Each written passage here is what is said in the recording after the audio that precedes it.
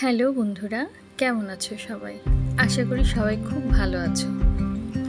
আজকে তোমাদের জন্য নিয়ে এলাম ঘরে তৈরি চিকেন তান্দুরির একটি ভিডিও। মেয়েটা অনেক দিন ধরেই বায়না করছে। এই যে দেখো, চিকেনগুলো আমি অনেকক্ষণ ম্যারিনেট করে রেখেছিলাম, আর এই যে তান্দুরি বানানোর জন্য আমি প্রায় 2 ঘন্টা আগে এগুলো ম্যারিনেট করে রেখে দিয়েছিলাম। তারপর বসিয়ে দিলাম। এই তো এক পিঠ করে হচ্ছে, তৈরি করছি। চিকেনটা যখন একটু ভাজা হয়ে গিয়েছে, তারপর অবশিষ্ট মশলাগুলো আমি পেঁয়াজ কুচি দিয়ে একটু তেলে ভেজে তারপর মশলাটা কষিয়ে নিয়েছি।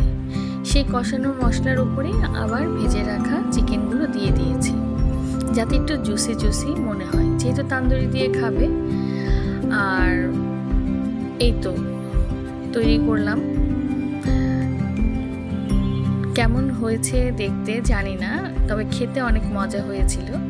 ভিডিওটি আমি গতকাল রাতে করেছিলাম, সেটি তোমাদের সামনে তুলে ধরলাম। ঘরোয়াভাবে বাচ্চাদের আবদার মেটানোর জন্য খুব সহজ পদ্ধতি।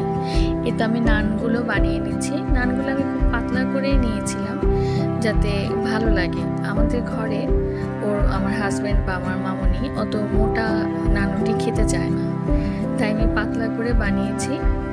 খুব সুন্দর হয়েছিল, নরম তুলতুলে। এই যে দেখো কি সুন্দর তাওয়াতে হচ্ছে। ঘরে তৈরি খাবার খাওয়ার মজাই আলাদা। এই তো প্রায় 8টার মতো তৈরি করেছিলাম। প্রথমে রুটিগুলো আমি সব একবারে ভেজেই নিয়েছি। কমপ্লিট আমার রাতের ডিনার।